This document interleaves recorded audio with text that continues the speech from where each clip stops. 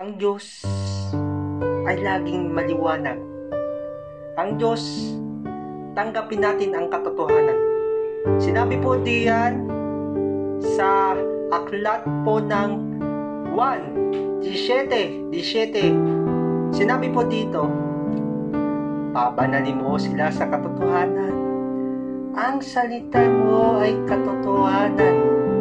Ang Diyos mismo ay tumatak sa ating puso at isip. Tinanggap natin ang Panginoon na personal at tagapagligtas.